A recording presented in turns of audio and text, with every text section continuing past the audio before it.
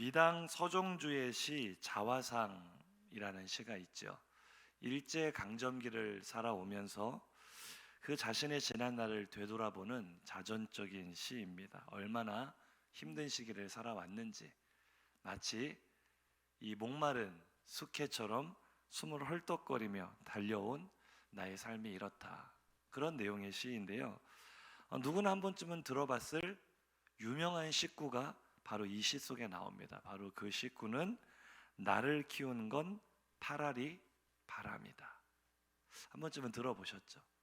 내 인생에 얼마나 바람 잘 날이 없었는지 고난이 그만큼 많았다는 거죠. 내 인생의 80% 정도는 편안하고 즐거운 날이 아니라 바람 부는 날이었다. 우리도 아마 우리 인생을 돌아볼 때 정말 그렇게 여기는 분들이 많이 계실 거예요. 근데 제가 청소년 사역을 하던 당시 아이들에게 이 이야기를 해줬더니 아이들이 고개를 갸우뚱하면서 저에게 이렇게 물어봅니다. 목사님을 키운 건 파라리 바람이 아니라 파라리 햄버거와 치킨 아닐까요? 이런 얘기를 하는 거예요. 그러고 보니 제 이 뱃살이 이번 주에도 제가 지난주에도 청년들하고 빨리 지나가 주세요 이런 사진은 축구를 하는데 몸이 좀 무겁더라고요. 그래서 목사님이 자기 관리를 안 해서 이렇게 몸이 비대해졌나 이렇게 오해하실 수 있는데 이것은 청소년 사역을 열심히 했다는 영광의 상처입니다. 별로 인정을 안 해주시는데요. 이 비대한 몸을 키운 건 파라리 치킨과 피자, 햄버거다. 아이들이 그런 얘기를 하는데요. 시인의 고백처럼 어쩌면 우리 인생의 좋은 날은 전체 날들이 한 20%밖에 안 되는지도 모르겠어요. 80% 가까운 날들은 힘든 고난의 시간들. 어쩌면 지금 우리가 맞이하고 있는 이 코로나 시대와 이 경제적 어려움, 이런 것들도 우리 인생에 불어닥친 큰 바람이라고 할 수가 있겠죠. 우리 성도님들의 삶에는 어떤 바람, 어떤 고난이 있었습니까? 그런데 우리들만 그런 게 아닌 것 같아요. 성경을 보니까 성경 속 인물들도 우리처럼 인생의 거친 풍파를 온 몸으로 맞으며 파라리 바람인 그런 삶을 살았습니다. 오늘 본문에 등장하는 요셉도 마찬가지로 인생이 참 기구하고 많은 고난과 고통이 있었죠. 오늘 본문은 요셉이 자기 감정을 추스르지 못하고 자기의 북받쳐오르는 감정을 누르지 못하고 크게 통곡하여 우는 장면으로 시작을 합니다. 본문 1절 2절 같이 읽겠습니다. 요셉이 시종하는 자들 앞에서 그 정을 억제하지 못하여 소리질러 모든 사람을 자기에게서 물러가라 하고 그 형제들에게 자기를 알리니 그때 그와 함께한 다른 사람이 없었더라. 요셉이 큰 소리로 우니 애굽 사람에게 들리며 바로의 궁중에 들리더라. 아멘. 요셉은 지금 당시 세계 최강대국이라 말하는 애굽, 이집트죠. 이 이집트의 명실상부한 2인자입니다. 이 요셉보다 높은 사람은 애굽의 통치자인 파라오, 성경의 바로라고 말하는 한 사람밖에 없어요. 그러니 자신의 체면도 있고 유신도 있을 텐데 이 순간만큼은 체면이고 자존심이고 다른 것을 챙길 겨를이 없었어요. 너무나 북받쳐 오르는 감정 때문에 바로의 온 궁정에 울음소리가 울려 퍼지도록 통곡하며 오열하며 큰 소리로 울었습니다. 우리는 오늘 요셉의 통곡과 눈물 속에서 팔할이 바람이었던 그의 인생을 바라봅니다. 20여 년의 세월이 지나 극적으로 형제들과 상봉을 했죠. 이 순간 터져 나오는 요셉의 눈물 속에 그의 마음속에 여전히 깊이 자리 잡고 있었던 그 아픔과 상처, 고통의 흔적들이 고스란히 드러나고 있어요. 요셉은 어떤 인생을 살아왔습니까? 많은 사람들이 자신의 인생을 돌아보며 이야기할 때 그래도 언제는 행복했다고 말을 하죠. 대부분 어릴 때, 어린 시절, 유년 시절에는 그래도 참 티 없이 맑고 행복했었다라고 이야기를 해요. 요셉도 어린 시절은 어떻게 보면 요셉의 인생에 있어서 가장 행복했던 시절, 바로 그때가 아니었나 싶습니다. 많은 형제들 가운데 아버지의 사랑을 독차지하면서 채색 옷을 입고 마음껏 들판을 뛰놀며 꿈을 꾸던 그 시절, 그런데 그 행복한 나날이 그리 오래 가지는 않았어요.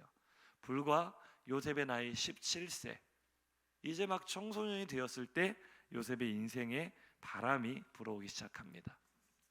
요셉이 잘못한 일은 없었어요. 아버지의 명령을 따라 충성스럽게 순종하려고 형들을 찾아 나섰다가 너무나 먼 거리를 이동해서 형들을 힘들게 만났지만 그 자리에서 형들은 요셉을 죽이려 했습니다.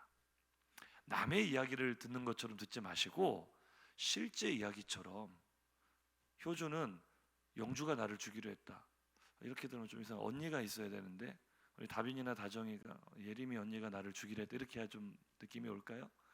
내 친형제가, 물론 배다른 형제긴 했지만 형제들이 10명이나 되는 형제들이 작당을 해서 나 한 사람을 죽이려 할 때 그 공포심, 그 배신감, 그 상처, 무엇을 이유로 말할 수 있겠습니까? 그 험한 일을 요셉이 불과 17살 때 겪은 거죠. 그리고 그 위기의 일발의 상황 속에서 구사일생으로 목숨을 건진 요셉, 어떻게 됐죠? 그대로 집으로 돌아온 게 아니라 그 길로 머나먼 나라로 팔려가요. 노예로 팔려가요.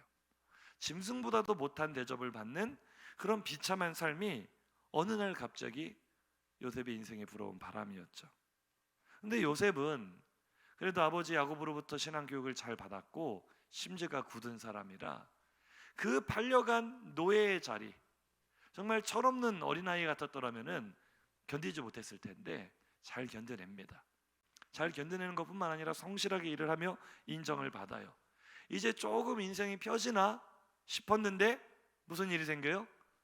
보디발의 아내, 그 자신의 주인의 아내가 자기를 유혹하려고 하다가 그걸 거절하자 억울한 누명을 씌우죠. 나를 성폭행하려 했다는 말도 안 되는 누명을 씌워서 요셉이 이제 어디로 들어갑니까? 감옥까지, 깊은 감옥까지 들어가요. 어떻게 이럴 수가 있어요? 어떻게 한번 살아보겠다고 그 젊은 나이에 최선을 다해 성실하게 노력하는 요셉을 하나님 이렇게까지 외면하실 수가 있어요? 그런데 요셉이 참 대단하죠. 그 감옥에서도 성실하게 다른 죄수들을 섬깁니다. 간수장에게 인정을 받을 만큼 정말 열심히 노력을 합니다. 그래서 그 감옥에 같이 갇혀있는 왕의 최측근들의 꿈을 해몽해 주기도 했어요. 그리고 요셉은 해석을 잘하는 사람이라 그들 중에 누가 다시 자신의 그 자리로 복직될 사람인지를 알아보고 그 사람에게 자기의 억울한 사정을 다 이야기를 했죠. 그런데 요셉의 해석대로 그 사람이 복직이 되었지만 그 뒤로 어떻게 됐죠? 그가 요셉을 까맣게 잊어버립니다. 어떻게 인생의 기구에도 이렇게 기구할 수 있을까? 어떻게 하나님 그러실 수 있을까 싶을 만큼 요셉의 인생은 지금 짧은 나날을 살아왔거든요. 아직 20대예요 요셉이. 20대에 돌아보는 요셉의 인생은 버림받고 또 버림받고 또 버림받는 상처의 연속이었어요. 요셉은 낯선 타국의 노예로 끌려와서 이제는 햇볕조차 들지 않는 지하 감옥에서 평생을 머물러야 되는 신세가 되었습니다. 우리가 성경책을 동화책 읽듯이 읽으면 요셉의 인생의 시작과 끝을 우리는 다 보고 있잖아요. 그러니까 요셉이 감옥에 들어갔다는 것이 이 10대 청소년, 또 기껏해야 20대 초반에 초중반에 아주 꽃다운 나이인 이 요셉이 감옥에 들어갔다는 사실을 우리는 그렇게 절망적으로 받아들이지 않아요. 왜냐하면 우리는 나중에 요셉이 국무총리가 될 걸 알기 때문에. 그런데 정말 요셉의 입장에 한번 돼보세요. 오늘날도 억울한 누명을 쓰고 감옥에 들어가면 그것을 바로 잡는 게 쉬워요, 어려워요? 어려워요. 이런 민주주의 국가, 특별히 그렇게 어려움을 당하는 사람들을 돕는 사람들이 있음에도 불구하고 나의 억울한 사정을 알려 재심을 받고 무죄 선고를 다시 받는다는 것은 정말 하늘의 별 따기처럼 여겨지지 않습니까? 심지어 당시 이 이집트 사회에서 외국에서 끌려온 노예 소년이 이 높은 관직을 차지하고 있는 국방부 장관의 아내를 성폭행하려 했다는 죄목을 가지고 어둡고 컴컴한 지하 감옥 속에 갇혀 있는데, 자, 그 이집트의 요셉이 아는 사람 있어요, 없어요? 친인척이 있습니까? 요셉을 위해 힘써줄 사람이 있어요? 자기를 도와줄 사람이 한 사람이라도 있어요? 이보다 더 큰 절망이 어디 있어요? 성경을 남의 이야기로 읽는 것이 아니라 내 이야기라고 생각을 해보세요.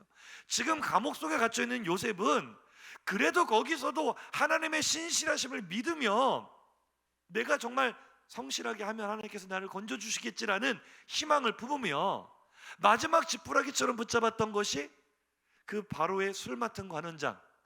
자기가 그 꿈을 해석을 해본 이 사람은 죽을 사람이 아니라 복직될 사람이에요. 왕의 음식을 맡고 있다는 것, 왕이 마시는 술을 관리한다는 것은 왕의 최측근이라는 의미입니다. 요셉의 억울한 사정을 얼마든지 알릴 수 있는 사람이에요. 그 사람에게 요셉 모든 것을 다 걸은 거예요. 하나님의 응답이라고 생각을 했겠죠. 나는 이 감옥에 들어올 만한 일을 한 적이 없습니다. 그 관원장에게 자신의 사정을 알리는 요셉의 그 마음, 그 애타는 마음, 그 억울한 마음 느껴지지 않습니까? 그런데 그 사람조차도 요셉을 잊었더라. 성경에 써 있는 그 한 구절이 얼마나 잔인한지 몰라요. 어떻게 그러실 수 있어요, 하나님?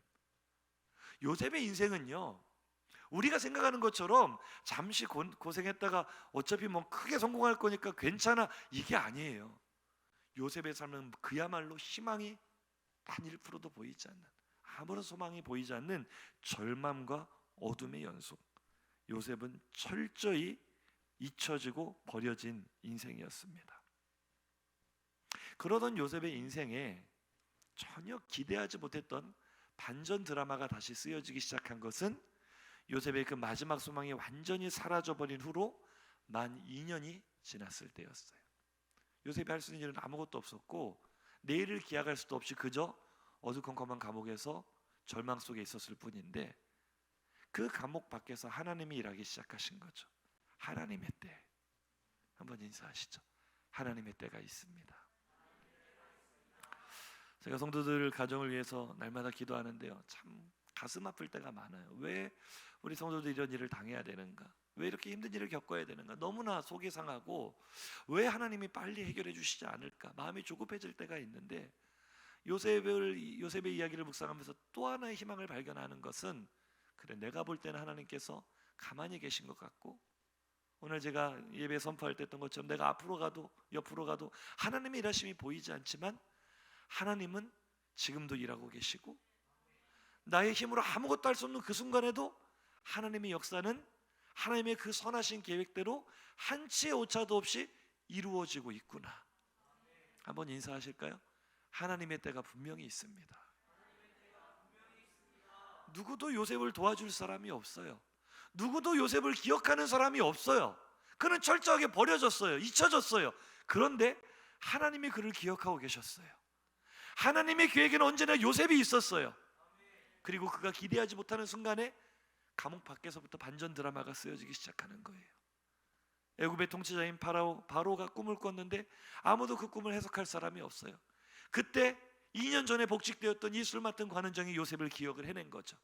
그리고 그 요셉을 바로 앞에 세웁니다. 하나님의 각본대로 이루어지는 거죠. 바로의 꿈을 듣는 순간 성령께서 요셉을 감동하사 그 꿈을 너무나 완벽하게 해석하게 되었을 때 요셉은 그 자리에서 하루아침에 애굽의 국무총리가 됩니다. 우리가 볼 때 너무나 동화 같은 이야기고 말도 안 돼. 어떻게 죄수가 꿈 해석 잘했다고 국무총리가 되라고 할 수 있지만, 당시 시대상을 우리가 알아야 돼요. 당시는요, 최고의 권력자 그룹 중에 한 그룹이 미래를 예언하고 점치는 술사 그룹이었어요. 당시는 국가의 정책을 결정하는 데 있어서 앞으로 일어날 날씨, 기후의 변화를 맞춘다든지 국제 정세를 미리 예측할 수 있는 이 예언자들의 역할이 굉장히 중요하던 시절이기 때문에 이 통치자가 꾼 꿈에 대해서 제대로 해석을 하고 그대로 준비할 수 있는 사람은 권력을 얻게 되는 것이 이상한 일이 아니었거든요. 그러니 하나님께서 요셉에게 어릴 때부터 꿈을 꾸게 하시고 꿈을 해석하게 하신 것이 다 우연이 아니었던 거죠. 하나님께서 요셉을 위하여 일하신 줄로 믿습니다. 그래서 요셉의 인생에 극적인 반전이 일어났어요. 자, 이제 어떠십니까? 고생 끝, 행복 시작, 꽃길이 펼쳐질 것 같으신가요? 지난날 요셉이 험한 꼴을 많이 당하며 사람들에 대한 배신감과 상처로 얼룩진 인생이었지만 이제는 명실상부한 이집트의 제2인자가 되었으니 지난 자신의 아픔과 상처가 눈 녹듯이 사라져 버릴까요? 우리가 요셉을 그렇게 읽을 때가 많아요. 그래, 요셉 국무총리 됐으면 됐잖아. 고생한 거 보상 받았잖아. 성공했잖아. 정말 요셉의 이야기는 그렇게 단편적인 성공 스토리일까요? 한번 인사하시죠. 요셉처럼 한번 살아보시겠습니까? 우리 인생의 문제는 그렇게 단순한 게 아니죠. 국무총리가 됐다고 지난 그의 상처가 사라지는 건 아니죠. 어제 그것이 알고 싶다를 보니까 우리 목사님은 토요일날 밤에 설교 준비는 안 하고 그것이 알고 싶다만 보나보다 하지 마시고 그것을 통해서 참 많은 영감을 얻습니다. 1990년 부산 엄궁동에 살인사건이 벌어졌는데 그 당시 범인으로 지목된 2인조가 이 감옥에 갇혔어요. 지난 30년 동안 살인자의 누명을 쓰고 억울한 옥살이를 한 거예요. 기가 막힐 일인데 이 사건을 파헤쳐 보니 당시 경찰들이 이 범인을 잘못 지목을 해놓고 아무런 증거가 없는데 허위 자백을 강요하며 강압수사와 고문, 심한 고문을 해서 이 사람들이 고문을 이기지 못해 자백을 하게 되고 그 자백한 것이 유일한 증거가 되어 대법원에서까지 유죄가 선고되어 20년이 넘는 세월 동안 복역을 했고 지금은 이제 겨우 무죄로 다시 재심을 통해 무죄로 석방이 되었지만 이 살인자라는 이 오명을 가지고 고통스러운 세월을 살아온 거죠. 제가 어제 그 방송을 보면서 너무나 마음이 안타깝고 화가 났어요. 보신 분들도 계시겠지만 영상으로만 봐도 누가 봐도 너무나 순진하고 착한 사람들이에요. 그런 사람들에게 저렇게 억울한 누명을 씌워서 옥살이를 시키다니 얼마나 화가 나던지요. 그런데 어떻게 생각하세요? 이제 진실이 밝혀지고 억울함이 풀려서 자유의 몸이 되었으니 다 해결된 겁니까? 내가 그런 일을 당했다고 생각하신다면 이제 자유의 몸이 되었으니 해결됐겠어요? 아니죠. 그들의 상처로 얼룩진 몸과 마음은 누가 치유해 줄 수 있을까요? 무엇으로 그들의 잃어버린 30년의 세월을 보상해 줄 수 있을까요? 비슷한 사건이 최근에도 있었어요. 우리가 잘 아는 영화로도 만들어진 화성 연쇄살인 사건. 그 사건 가운데 8번째 일어난 사건의 진범으로 경찰이 지목한 사람이 사실은 그냥 선량한 시민이었어요. 그런데 이 경찰들이 당시 분위기가 너무나 험악했다고 해요. 범인은 오리무중이고 국민들의 경찰에 대한 불신은 막 커지고 언론에서는 계속 대서특필을 하다 보니 없는 범인이라도 만들어야 됐던 거예요. 그래서 8번째 사건의 범인으로 이 사람이다라고 잡아 넣었는데 이 사람이 범인이 아니었어요. 지금은 이제 그 진범이 잡히지 않았습니까? 그 진범이 다 자기가 자백을 했어요. 그 8번째 사건도 자기가 한 거라고. 부인하지 못할 너무나 확실한 증거가 있기 때문에 지금은 그 먼저 억울하게 잡혔던 사람이 억울하게 잡혔다는 것을 누구나 다 알아요. 무죄로 석방이 되었습니다. 20년 동안 감옥에 갇혀 있었어요. 자기가 짓지 않은 죄 때문에. 그의 억울한 세월을 누가 보상해 줄 수 있습니까? 뉴스 기사를 봤어요.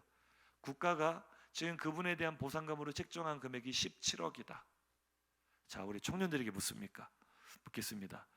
17억 정도면 한번 딜을 할 만합니까? 내 인생에 한 30년 정도 지금부터 감옥 생활하고 17억 주겠다 하면은 예림이가 지금 살짝 마음이 움직이는 것 같은데 아니랍니다. 그 17억이라는 큰 돈을 받으면 해결이 된 겁니까?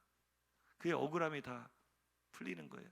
어제 방송도 제가 참 안타까웠던 것은 그분들이 바라는 것은 어떤 물질적인 보상보다도 사과를 받고 싶다, 용서하고 싶다는 거예요. 나에게 이런 억울한 누명을 씌운 사람들. 그런데 이렇게 재심을 통하여 풀려 나왔을 때까지 지금까지도 단 한 사람도 나에게 미안하다는 말을 하거나 전화 한 통을 하거나 편지 한 통 써주는 사람이 없다라는 거예요. 그 상처받은 마음을 누가 위로할 수 있겠어요? 우리가 지금 요셉의 이야기를 간단히 보지 말자고 제가 이런 설명을 드리는 거예요. 자그마치 13년입니다. 그 어린 나이에 머나먼 이방 땅에 포로로 노예로 잡혀와서 억울한 옥살이를 하며 그 칠흑 같은 어둠 속에서 절망하며 살아왔던 세월이 자그마치 13년이에요. 30살에 국무총리가 되었으니 뭐 인생 성공한 겁니까? 자기 인생의 가장 아름답고 화려했을 시간, 그는 철저하게 그 시간을 도둑맞았고 상처로 얼룩진 인생. 한번 인사하실까요? 인생의 상처는 결코 쉽게 아물지 않습니다. 그렇지 않으세요? 아무리 오랜 시간이 흘러도 우리에게 쓰라린 아픔과 고통으로 남아있는 상처들 지워지지 않죠. 요즘 언론에 이슈가 되고 있는 사건은 여자 배구계에서부터 촉발된 학교 폭력 사태예요. 유명한 프로 선수들이고 국가대표들인데 이들이 중학생 시절 같이 운동하는 친구들을 집단으로 괴롭히고 폭력을 행사한 것이 밝혀져서 온 나라가 발칵 뒤집혔습니다.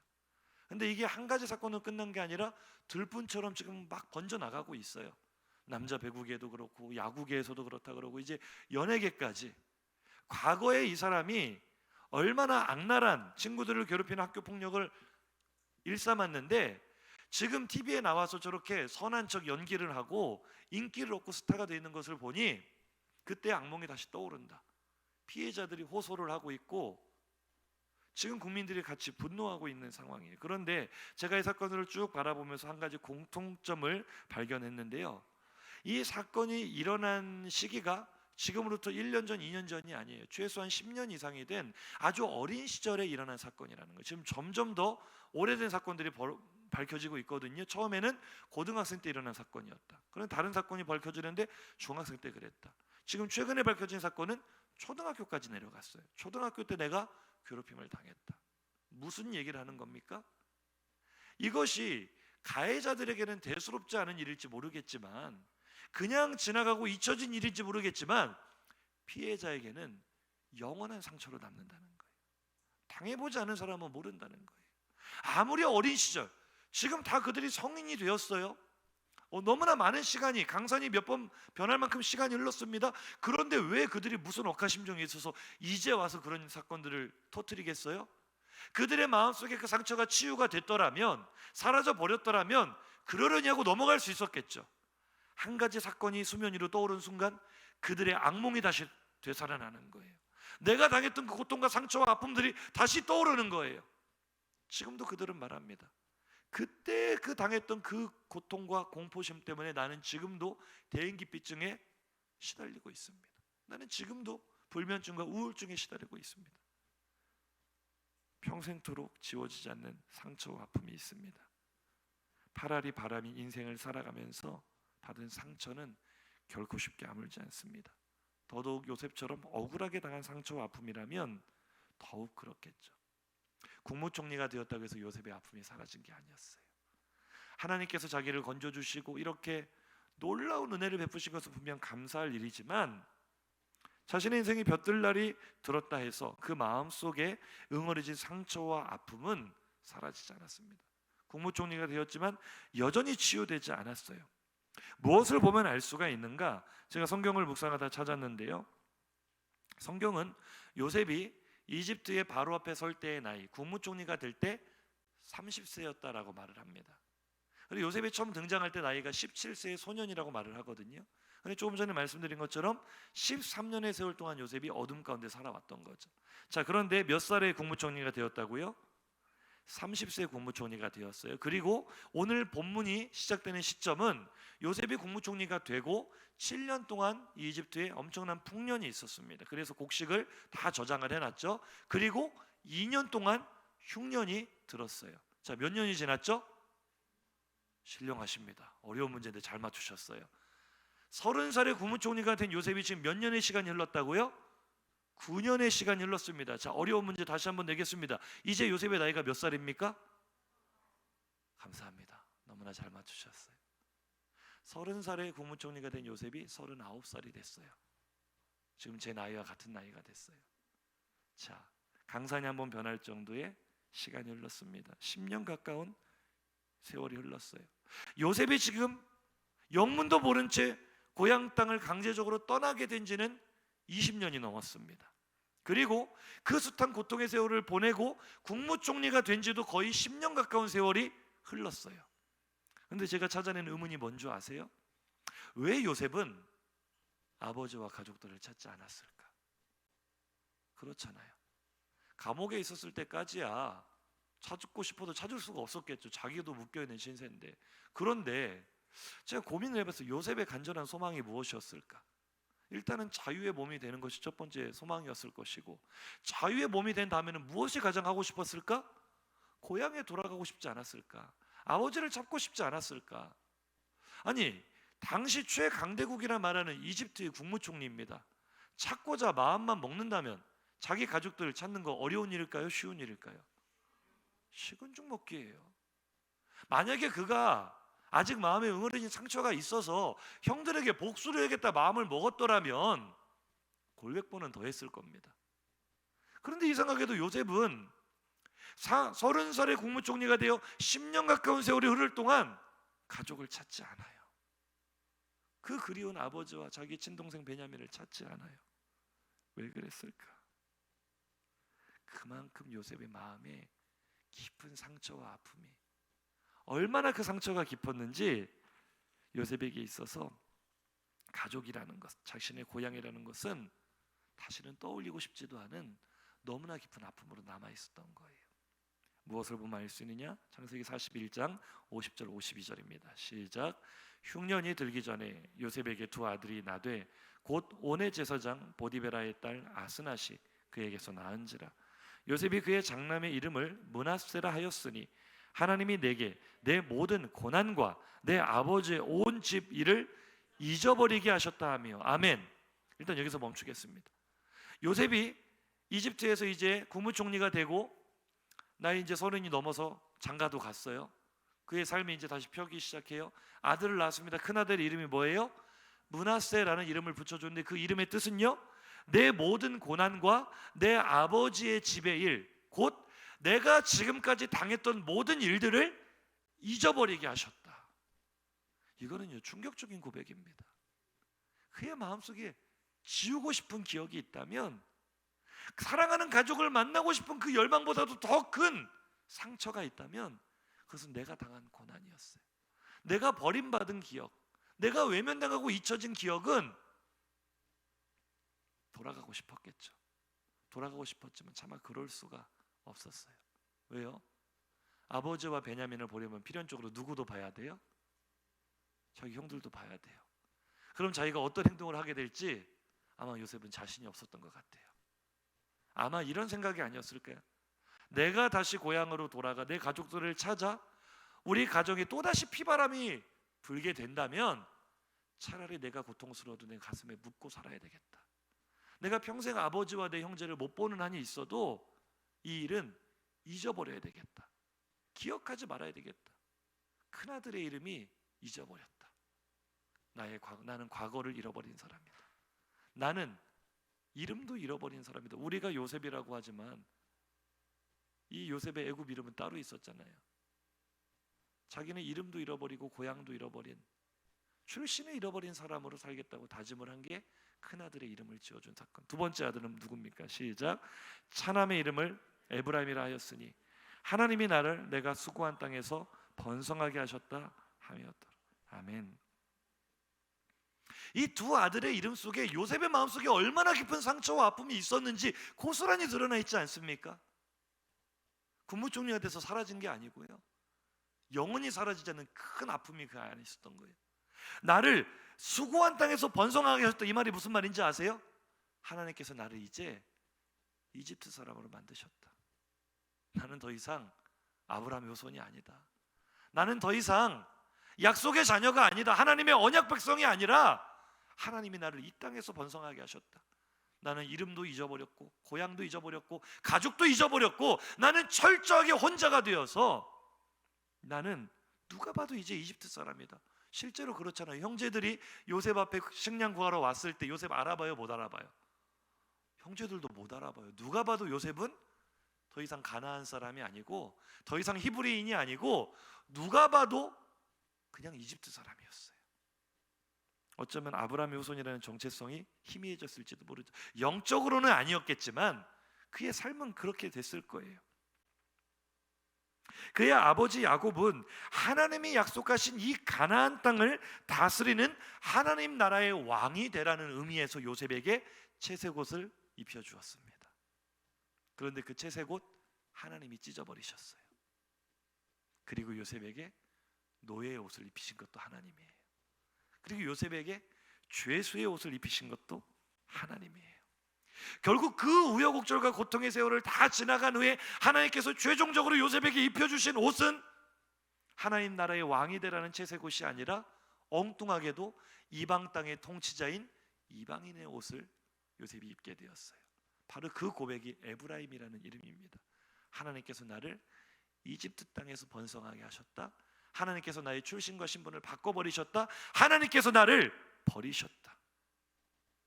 국무총리가 되었다고요? 세상의 눈에는 그게 성공처럼 보일지 모르지만 요셉에게는요, 하나님의 계획에서 배제되고 버림받았다는 의미로 받아들여졌을 겁니다. 왜요? 본래 요셉이 꾸었던 꿈은요, 온 세상의 통치자가 되겠다 이런 꿈이 아니에요. 내가 고향과 아버지 집을 떠나 넓은 세상으로 가서 내 꿈을 펼치겠다 이런 꿈이 아니었어요. 요셉의 꿈은요, 하나님의 약속하신 이 땅, 우리 조상 아브라함에게 약속하신 이 땅에서 나는 언약의 후손이 돼야 되겠다. 나는 하나님 나라의 백성이 되는 것. 요셉이 진짜 원했던 삶은요, 국무총리가 되는 삶이 아니라 하나님의 영광스러운 아브라함, 이삭, 야곱의 대를 이어 내려오는 그 후계자가 되는 것이 요셉이 가장 바란 일이었을 거예요. 그런데 하나님은 요셉의 기대와 바람과는 전혀 상관없는 길로 그를 인도해 가셨죠. 결국 요셉에게 남아있는 마음은 무엇입니까? 하나님께서 나를 버리셨다. 10년이 다 되도록, 국무총리가 된 지 10년이 다 되도록 아버지와 형제를 찾지도 않을 만큼 깊은 상처로 응어리진 요셉의 마음. 이제 이대로 각자 자신의 삶을 살면 이야기가 끝날 텐데 하나님이 참 얄고 주실 때가 있어요. 그렇게 애써 잊고 살려는 요셉에게 운명적으로 형제들과의 재회를 주선하십니다. 온 땅에 기근이 들었어요. 7년 흉년입니다. 지금 2년밖에 지나지 않았어요. 어느 나라나 먹을 것이 없어서 사람들이 굶어 죽어갑니다. 그런데 이집트는 7년 전에 요셉을 국무총리로 세우면서 미리 대비를 했거든요. 그게 요셉의 해석한 꿈의 내용이었거든요. 7년 풍년 동안에 식량을 저장하여야만 7년 흉년을 대비할 수 있다. 그래서 세상에 다 먹을 것이 없어도 이집트에 가면 먹을 것이 있어요. 모든 나라 사람들이 이집트에 가서 요셉 앞에 머리를 조아리며 식량을 구합니다. 요셉의 형들도 저 멀리 가나안 땅에서부터 식량을 구하러 요셉에게 왔어요. 형들은 자기 앞에 있는 사람이 애굽의 국무총리가 누구인지 꿈에도 생각을 못했겠지만 요셉은 형들을 첫눈에 알아봤습니다. 이루 말할 수 없는 감정이 요셉 마음속에서 요동치기 시작합니다.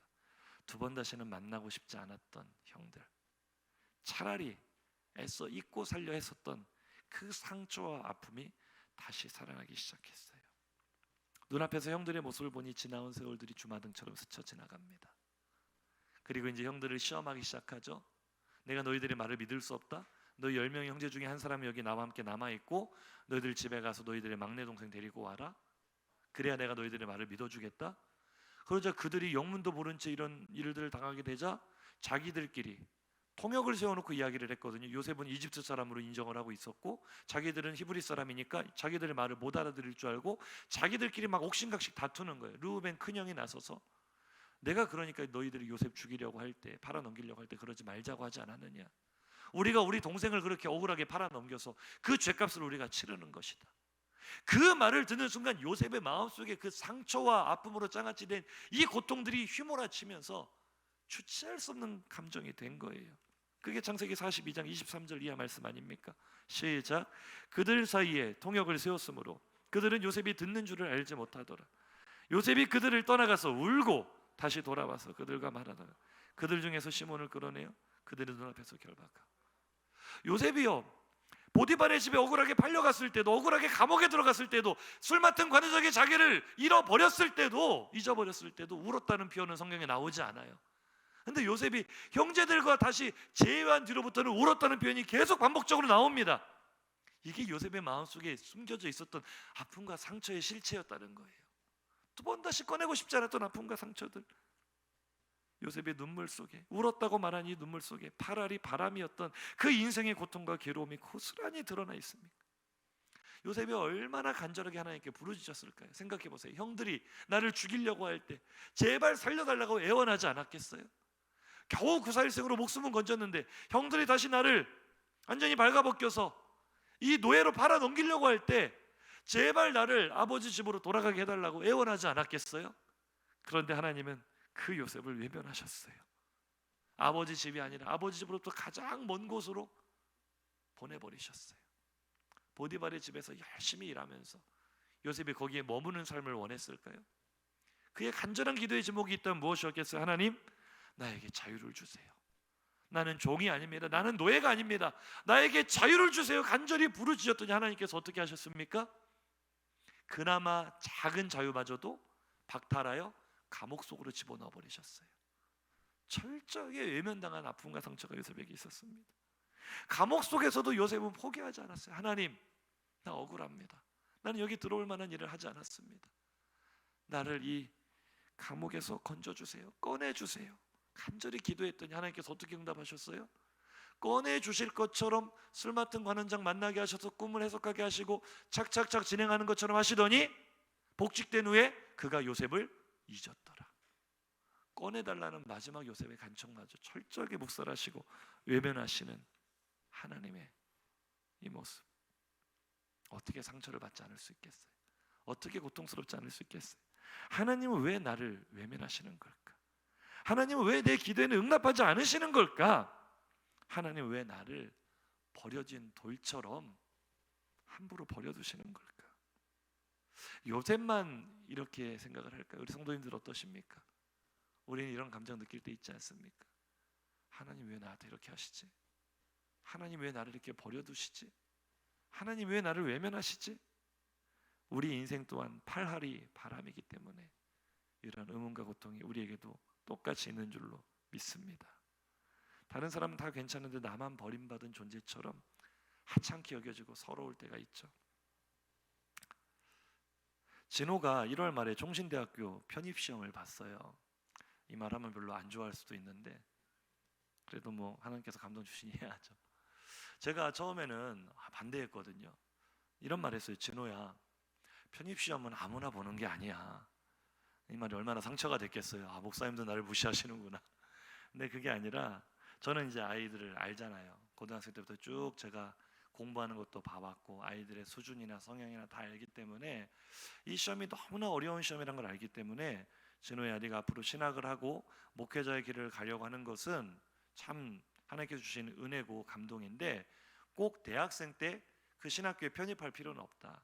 그냥 있는 학교 잘 졸업하고 신학대학원 시험을 쳐서 들어가자. 이렇게 전략을 짰는데 아니래요. 자기는 편입시험을 꼭 봐야 되겠대요. 아니, 편입 영어가 얼마나 힘들고 어려운데 영어도 공부를 해야 되고 성경도 공부를 해야 되고 할 게 너무나 많은데 하겠대요. 본인 의지가 너무나 강해서 격려하고 응원하면서 기도를 계속했습니다. 근데 진호가요, 제가 살면서 얘가 이렇게 열심히 기도하는 건 처음 봤어요. 별로 이렇게 감동을 안 받으시는데 진호가 스스로 자리를 펴고 앉아서 틈만 나면 공부한다는 것은 기적 중에 기적이에요. 저는 역사가 일어날 거라고 생각을 했고 정말 열심히 해서요. 제가 진호 시험 볼 때 이제 저기 장례식장 다녀오는 길이었는데 시험 잘 봤냐 했더니 목소리가 밝아요. 잘 봤대요. 그거 제가 그럴 리가 없는데 그 어려운 시험 어떻게 잘 보냐, 착각한 거 아니에요. 근데 정말 잘 봤대요. 그리고 결과가 나왔는데요, 너무나 결과가 좋았어요. 경쟁률이 꽤 셌거든요. 28명이 편입시험에 지원을 했는데 그 중에서 8등을 했습니다. 하나님께 영광의 박수 올려드리겠습니다. 하나님께서 하신 줄로 믿습니다. 제가요 깜짝 놀랐어요. 야, 진호야, 너 여태까지 살면서 8등이라는 등수 받아본 적 있냐? 너무 이렇게 적나라하게 밝히면 안 되는데 두 자릿수 이하로 들어가 본 적이 처음이랍니다. 자기 인생에 없던 역사가 일어난 거예요. 자기 인생의 가장 어려운 시험에서 가장 최고의 성적을 거둔 거죠. 이거 정말 쉽지 않은 거거든요. 그 편입시험 준비하는 사람들이 얼마나 열심히 공부하는데 그 가운데 8등이라는 거 너무나 대단하지 않습니까?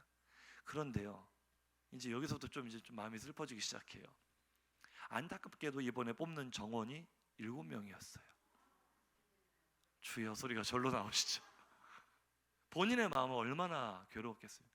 결과가 나오던 날 목사님 예비 1번이 떴어요 라고 하는데 저는요 그 말을 듣는 순간 처음에 이런 생각이 들었어요. 얘가 이만큼 노력을 했고 이만큼 최선을 다해 결과를 얻었는데 하나님께서 얘를 떨어뜨리실 리가 없다라고 저는 확신을 하고 첫 마디가 합격 축하한다였어요. 하나님께서 너 반드시 붙여주실 거니까 기도해라. 목사는 말을 너무 함부로 하면 안 될 것 같아요. 이 말이 부도가 나면 신뢰가 떨어지는 건데 저는 그렇게 믿었거든요. 왜냐하면 얘가 노력해온 게 너무나 기특하고 가상하잖아요.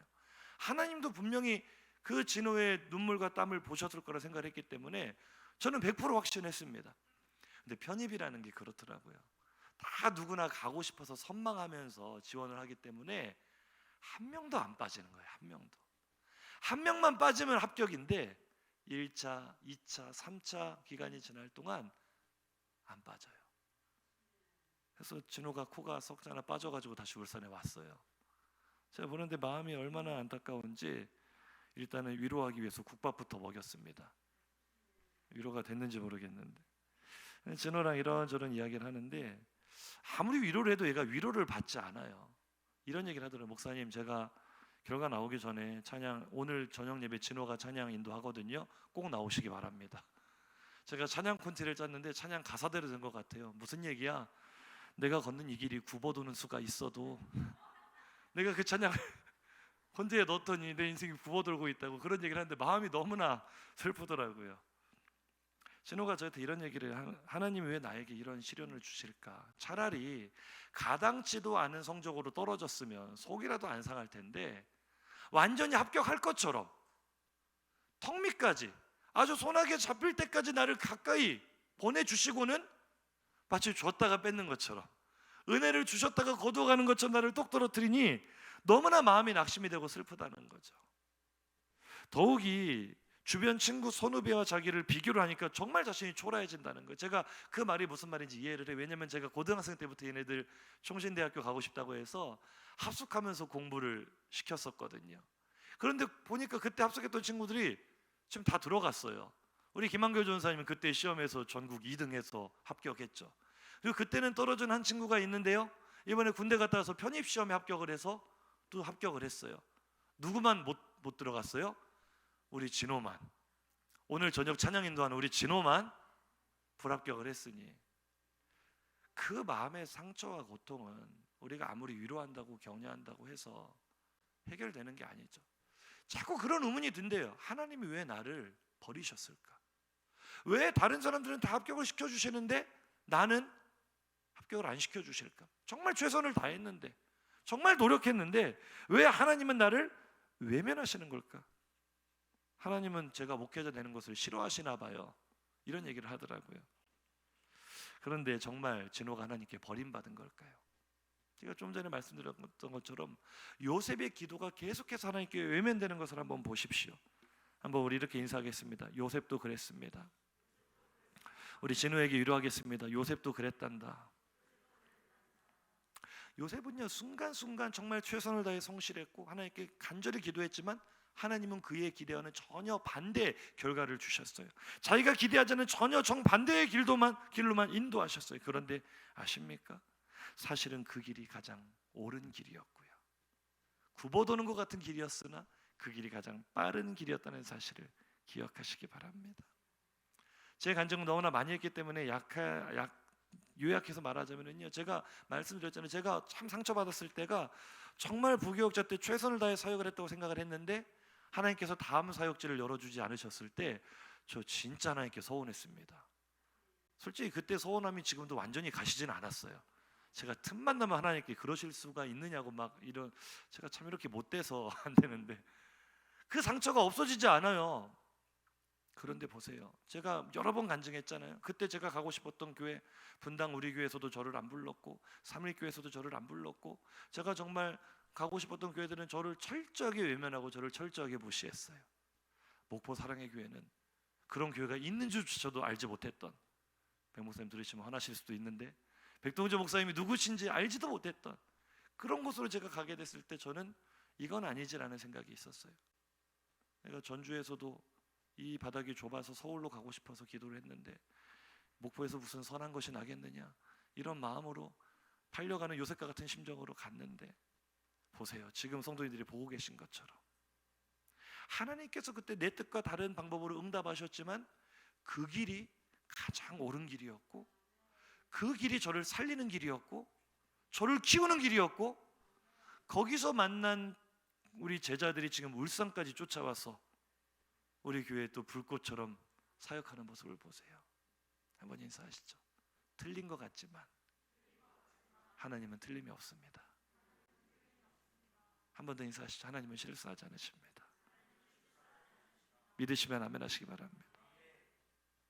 내 눈으로 볼 때는 이건 아니에요. 이건 하나님이 나를 버리신 것 같아요.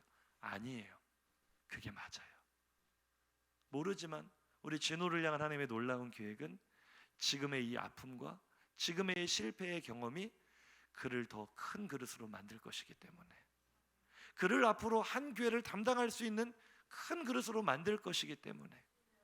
우리 김한교 전사님도 처음 우리 교회 왔을 때 많이 힘들었어요. 몸도 마음도 힘들었거든요. 저도 참 보면서 왜 하나님께서 이 아이를 그 힘든 총신대학교까지 합격시켜 주시는 은혜를 주셔놓고 왜 이렇게 힘들게 하셨을까? 왜 이렇게 상처의 장아찌가 되게 하셨을까? 저도 참 마음이 아팠는데 지금 생각해 보면은요, 하나님이 지금 만들어가고 계시는구나. 그냥 이름만 가진 그런 사역자가 아니라 정말 이 시대의 한 획을 긋는 인물들로 사용하시기 위해 만들어가고 계시는구나. 하나님의 놀라운 계획을 믿으시기 바랍니다. 그리고 정말 은혜가 되는 거는요, 우리는 버림받았다는 생각이 들 때가 있거든요. 분명히 누구나 그런 때가 있으실 거예요. 하나님이 나를 외면하신다는 생각이 들 때가 있을 거예요. 그런데 그거 아십니까? 하나님은 그 내가 버림받은 것 같은 현장에서도 나와 함께 하십니다. 우리는 그렇게 생각해요. 채색 옷을 입고 있을 때만 하나님이 나와 함께 하시지, 내가 잘 되고 승승장구할 때만 하나님이 나와 함께 하시지, 국무총리가 되었을 때만 나와 함께 하시는 거지 라고 착각과 오해를 하지만 아니에요. 하나님은요, 발할이 바람인 인생의 고난 한복판에서 나와 함께 하시는 줄로 믿으시기 바랍니다. 제가 성경 읽다가 깜짝 놀랐어요. 19절 21절 창세기 37장입니다. 시작. 서로 이르되 꿈꾸는 자가 오는도다. 자 그를 죽여 한 구덩이에 던지고 우리가 말하기를 악한 짐승이 그를 잡아먹었다 하자. 르우벤이 듣고 요셉을 그들의 손에서 구원하려 하여 이르되 우리가 그의 생명은 해치지 말자. 아멘. 지금 형들이 전부 다 작당해서 요셉을 죽이려고 하는 일촉즉발의 위기, 요셉의 생명이 지금 촛불처럼 위험합니다. 그런데요, 똑같거든요. 10명의 형들이 똑같이 못됐거든요. 그 순간 하나님이 르우벤의 마음을 감동하시잖아요. 이때 르우벤이 이 말 안 했으면 요셉 그냥 죽어요. 끝나요. 진즉 죽었어요. 하나님이 정말 요셉을 버리신 거라면 이때 요셉의 인생은 끝이 났다고요. 희한하죠. 그 가장 고통스러운 위기의 순간에 갑자기 르우벤의 입을 통하여 야, 우리가 우리 형제를 죽이는 건 좀 아니지 않냐? 그의 생명에는 손을 대지 말자. 그 한마디로 요셉을 건지시는 거예요. 그 함께 하심을 믿으십니까? 그래서 결국 형들이 그를 못 죽이고 구덩이에 던져놓고 지들은 거기서 또 밥을 퍼먹어요. 이런 못된 놈들이 있습니까? 그런데 밥을 퍼먹고 나면 이제 또 무슨 작당이 오갈지 몰라요. 또 죽이자든지 뭐 아버지한테 가서 또 일러 바치면 안 되니까. 그런데 보세요, 그 밥을 먹고 있는 순간에 25절 시작. 그들이 앉아 음식을 먹다가 눈을 들어 본즉 한 무리의 이스마엘 사람들이 길라앗에서 오는데 그 낙타들의 향품과 유향과 모략을 신고 애굽으로 내려가는. 하필이면 그때 미디안 상인들이 그들 앞을 지나갈 게 뭡니까? 이게 우연이라고 생각하세요? 얘 그냥 이대로 놔두면 이것들이 밥 먹고 나서 또 죽이자 어쩌자 할 수 있는데요, 하나님께서 거기에서 이 요셉을 하이제킹, 납치해 가시는 거예요. 그 형들의 손아귀에서 구원하시려고. 르우벤의 입을 통해 나온 말도 마침 그 앞을 지나가던 미디안 상인들도 하나님의 함께 하심이었음을 기억하시기 바랍니다. 아멘. 정말로 성도님들, 하나님께서 우리를 위기 가운데 버려놓았다고 생각하십니까? 아니에요. 잘 한번 생각해 보세요. 분명히 위기지만, 분명히 고난이지만, 분명히 발알이 바람이지만 그 가운데 하나님의 도우심이 분명히 있었습니다. 그 가운데 하나님의 함께 하심이 분명히 있었습니다. 그래서 우리가 지금 이 자리에 있는 거예요. 믿으시면 아멘 하시기 바랍니다. 요셉이 노예로 팔렸어요. 감옥에 들어갔어요. 잊혀졌어요. 철저하게 버림받은 것 같죠. 철저하게 잊혀진 것 같죠. 아니에요. 성경이 놀라운 이야기를 합니다. 39장 1절에서 3절입니다. 시작. 요셉이 이끌려 애굽에 내려가매 바로의 신하 친위대장 애굽 사람 보디발이 그를 그리로 데려간 이스마엘 사람의 손에서 요셉을 산이라. 중요합니다. 여호와께서 요셉과 함께 하심으로 그가 형통한 자가 되어 그의 주인 애굽 사람의 집에 있으니 그의 주인이 여호와께서 그와 함께 하심을 보며 또 여호와께서 그의 범사에 형통하게 하심 보았더라. 아멘. 인사하시죠. 함께 하심입니다. 버림받은 게 아니라 그 자리에서 함께 하신다니까요. 노예인데 거기서 또 버림받잖아요. 더 깊은 감옥으로 들어가잖아요.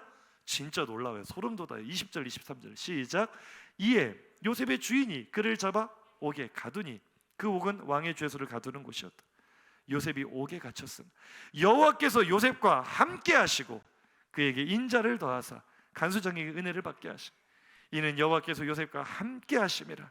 여호와께서 그를 범사에 형통하게 하셨다. 아멘. 한 번 더 인사하시죠. 하나님이 지금 함께 하십니다. 사랑하는 성도님들, 파라리 바람인 인생의 고난 중에 인생의 풍파를 온몸으로 맞으며 고통 중에 버려진 것 같은 상실한 심령으로 아파하고 계십니까? 하나님이 지금 그 자리에서 성도님과 함께 하시는 것을 믿으시기 바랍니다. 우리의 눈으로 볼 때 버림받은 거였죠. 우리의 눈으로 볼 때 잊혀진 거였죠. 아니요, 하나님은 그 자리에 그와 함께 하셨어요. 한순간도 요셉을 버리지 않으셨어요. 믿으십니까?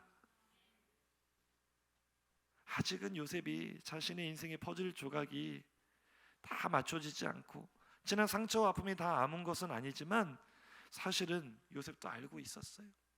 나를 완전히 버리신 건 아닌 것 같아. 하나님이 나를 인도하시고 보호하시는 게 느껴져요. 부인할 수 없는 하나님의 인도하심과 보호하심 속에 조금씩 하나님의 마음을 알아가고 그분의 섭리를 이해하게 됐던 거죠. 그래도 요셉에게 풀리지 않는 한 가지 의문이 있었습니다. 왜 하나님은 나를 채색 옷을 입혀주셨다가 그 옷을 뺏어버리시고 이 머나먼 이방 땅으로 보내셨을까? 왜 하나님의 약속에서 멀어지게 하셨을까? 사실은 이게 요셉의 아픔의 근원적인 질문이었거든요. 왜 나에게 이렇게 큰 상처와 아픔, 파랄의 바람을 주셨을까?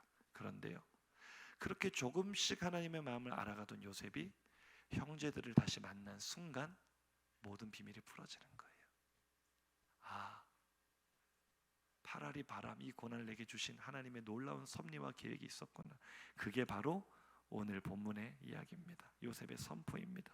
하나님의 계획과 섭리를 확신한 순간 요셉이 무엇을 합니까? 45절 하반절 4절 하반절 이하입니다. 시작. 나는 당신들의 아우 요셉이니 당신들이 애굽의 판자라. 당신들이 나를 이곳에 팔았다고 해서 근심하지 마소서, 한탄하지 마소서. 하나님이 생명을 구원하시려고 나를 당신들보다 먼저 보내셨나이다. 아멘. 이 말은요, 형제들에게 앞서 먼저 자기 자신에게 외치는 요셉의 선포였어요. 나는 팔려온 사람입니다. 나는 버림받은 사람입니다. 나는 잊혀진 사람입니다. 그래서 나는 한탄하고 살았습니다. 그래서 나는 근심하고 살았습니다. 그런데 이제야 깨달았습니다. 이전에는 도저히 고백할 수 없었는데 이제야 내가 알았습니다. 하나님이 나를 사랑하셨기 때문에 여기 보내셨습니다. 하나님이 나와 당신들을 사랑하셨기 때문에 우리의 생명을 건지시려고 그렇게 하신 것입니다. 할렐루야. 인사하시죠. 사랑하심이었습니다. 요셉은요, 생명을 살리기 위한 도구로 먼저 하나님께 보내심을 받은 하나님의 가장 많은 사랑을 받는 하나님의 꿈이었음을 기억하시기 바랍니다. 45절 7절에서 8절 말씀이에요. 시작. 하나님이 큰 구원으로 당신들의 생명을 보존하고 당신들의 후손을 세상에 두시려고 나를 당신들보다 먼저 보내셨나니 그런즉 나를 이리로 보낸 이는 당신들이 아니요 하나님이시라. 아멘. 하나님이 그렇게 하셨다는 거예요. 성도님, 지금 힘들어하시는 그 아픔과 상처 하나님이 그렇게 하셨다는 거예요. 왜요? 사랑하시니까요. 인사 좀 해주세요. 서로. 사랑하시니까요. 사용하고 싶으시니까요. 위대한 계획이 있으시니까요. 믿으시면 아멘 하시기 바랍니다. 이제야 모든 퍼즐 조각이 맞춰졌어요. 이제야 하나님의 마음을 깨달았어요. 아, 나를 버리심이 아니라 사랑하심이었구나. 저는요, 자라오면서 참 아픔과 상처가 많았어요. 제가 청소년기에 그렇게 방황을 했던 이유도 정말 마음이 외롭고 의지할 곳이 없고 사람들에 대한 불신과 상처로 얼룩진 게 제 인생이었어요. 저는 정말 버림받은 것 같은 인생을 살았고 완전히 실패한 인생을 살았고 하나님이 너무나 원망스러울 때가 많았습니다. 왜 나에게 이런 환경을 주시고 이런 아픔을 주시고 이런 고난들을 주시는지 너무나 하나님은 실수하지 않으신다는데 나는 하나님의 실패자인 것 같아. 나는 하나님이 그냥 심심해 풀이로 만든 실패자가 아닐까, 이런 생각에 사로잡혀 살 만큼 너무나 많은 아픔과 상처가 있었어요. 그런데 이제야 저도 요셉처럼 고백합니다. 아니요, 나를 버리신 게 아니라 사랑하심이었어요. 오늘날 이렇게 사용하시기 위해서 나를 만들어 오시는 하나님의 손결이었어요. 욥을 더욱 정결하게 하여 더 귀하게 사용하기 원하시는 하나님의 온전한 계획이었어요. 아멘이십니까? 아브라함이 약속하신 큰 민족의 복, 열방의 복으로 삼으시는 복을 이루기 위해서는 먼저 그의 후손들 이스라엘을 생명을 보존하셔야 되겠기에 요셉을 먼저 보내신 하나님. 지금 내 인생에 유난히 풍파와 고난이 많고 내 삶에 파랄이 바람처럼 느껴진다면 사실은 나를 향한 하나님의 놀라운 계획과 섭리가 있는 줄로 믿으시기 바랍니다. 내 뜻대로 되는 일이 하나도 없고 내가 원하는 길이 아닌 엉뚱한 방향으로만 내 삶이 인도되고 있다면, 흘러가고 있다면 그것은 나를 통해 위대한 일을 이루시기 원하시는 하나님의 연단과 사랑인 줄로 믿으시기 바랍니다. 예수님도 그랬는데요. 사도행전 4장 11절 이하 보고 마칩니다. 시작. 이 예수는 너희 건축자들의 버린 돌로서 진 모퉁이의 머릿돌이 되었느니라. 다른 이로서는 구원을 받을 수 없나니 천하 사람 중에 구원을 받을 만한 다른 이름을 우리에게 주신 일이 없음이라 하였더라. 아멘. 할렐루야. 예수님도 이 땅에서 계시는 동안에 사람들에게 버림받은 것 같은 건축자들의 버린 돌이었어요. 머리 둘 곳도 없고 마음 둘 곳도 없는 철저하게 버림받은 것 같은 삶을 사셨지만 하나님은 그 버림받은 것 같은 사람을 머릿돌로 세우시고 그 예수를 통하여 우리의 유일한 구원을 이루신 줄로 믿으시기 바랍니다. 하나님께서 생명을 살리시는 원리가 그렇습니다. 내가 버려진 돌처럼 느껴지십니까? 어쩌면 나는 다른 생명을 살릴 도구로 하나님께 선택받은 사람인 줄로 믿으시기 바랍니다. 내가 버려진 돌 같지만 그런 나를 가장 존귀한 머릿돌로 세우시는 하나님.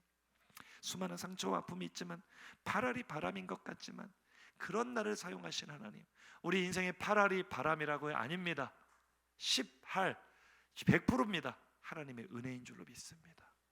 한번 인사하시죠. 팔할이 바람이 아니라 전부가 은혜입니다. 할렐루야. 내 인생에 풍파가 많다고 팔할이 바람이라고 실망하지 마십시오. 버려진 돌같이 내 인생은 높이 들어서신 하나님을 기대하시기 바랍니다. 그리고는 하나님이 만져주시는 그 위로의 손길에 새 힘을 얻어 다시 생명을 살리는 일에 달려가는 우리 화평교회가 되기를 주님의 이름으로 축복합니다. 들은 말씀 생각하시면서 결단의 찬양 부르시겠습니다. 제가 너무 은혜 받고 있는 찬양, 저번에 저녁 예배 때도 한번 소개한 적이 있는데요. 네, 준비되는 대로 바로 반주를 시작해 주세요. 이 찬양 정말 은혜가 됩니다. 한번 인사하시죠. 함께 불러봅시다.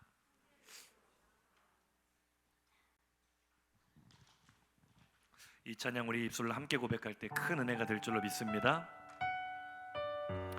우리 요셉을 생각하면서 또 내 인생을 거기에 비추어 보면서 이 찬양의 가사가 우리 전부의 고백이 되기를 원합니다.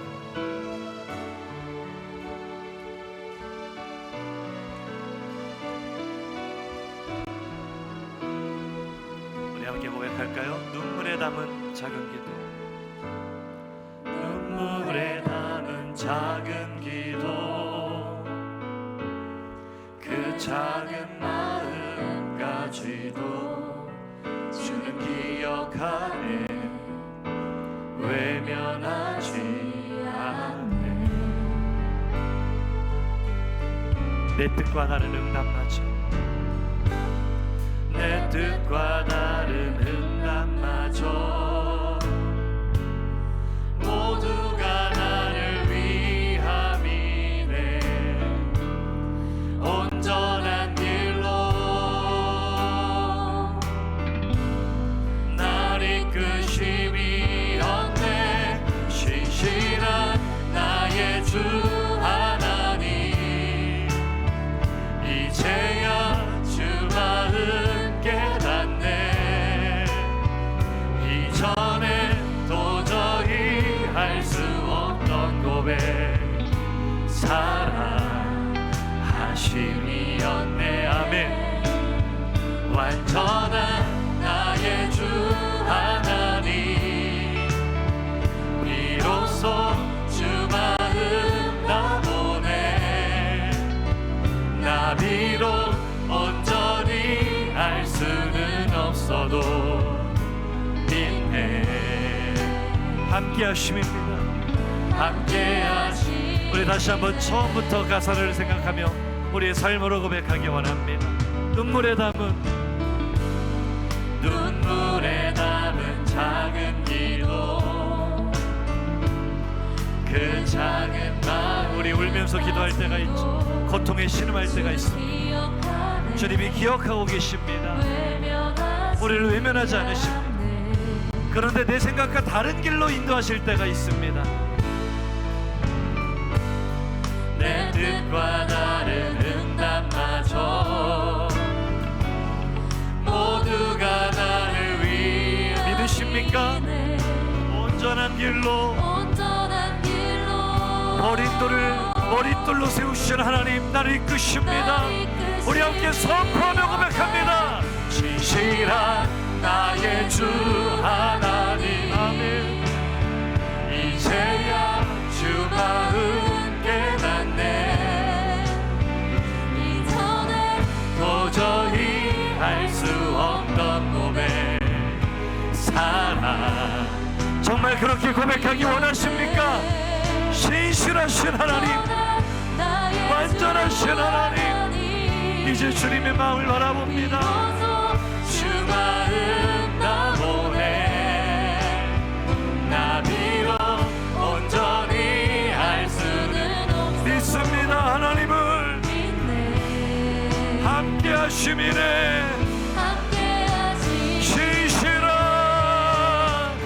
신실한 나의 주 하나님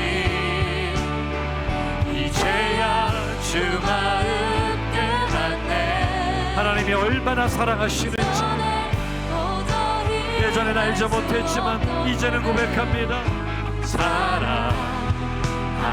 나를 사랑하셨기 때문에 완전한 나의 주 하나님 비로소 주 마음 나 보내 나 비록 온전히 알 수는 없어도 우리 하나님을 믿으며 나아갑니다. 고난의 한복판에도 함께 하시네. 할렐루야. 우리 조용히 눈을 감고 우리 마음의 손을 모아보겠습니다. 이 시간 결단의 기도하실 텐데요. 하나님, 내 인생도 돌아보면 파라리 바람이었습니다.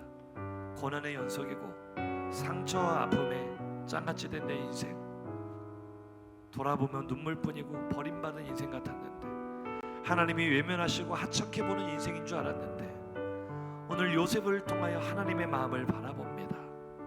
나를 버리신 것이 아니라 사실은 사랑하심이었습니다. 나를 외면하신 것이 아니라 사실은 나와 함께 하심이었습니다. 생명을 살리시기 위해, 위대한 꿈을 이루시기 위해 버려진 돌과 같은 내 인생을 머릿돌로 세우신 하나님의 손길을 바라봅니다. 주여, 이제는 상처로 오를 정도로 우리의 마음이 위로받게 하시고 세임을 얻게 해주시고 주님이 함께 하심과 사랑하심을 의심하지 않게 하여 주옵소서. 내 뜻과 다른 방향으로 내 인생이 흘러간다 할지라도 신실하신 하나님을 믿으며 하나님의 사랑 가운데 거하며 하나님의 나라를 누리고 나누는 하나님의 생명을 나누는 자로 쓰임받게 하여 주시옵소서. 주여 한번 부르짖고 우리 통성으로 기도합니다. 주여, 하나님, 내 인생에 부르닥친 수많은 고난들, 아픔과 상처들, 이해할 수 없었던 수많은 이야기들을 이제는 깨닫습니다. 왜 나에게 그런 일들이 있었는지, 왜 내가 그런 어려운 일들을 거쳐야만 했는지 주님이 나를 사랑하셨기 때문이고 나를 사용하시기 원했기 때문이고 나를 통하여 생명을 살리기 원하셨기 때문이고 하나님의 뜻을 이루시기 위하여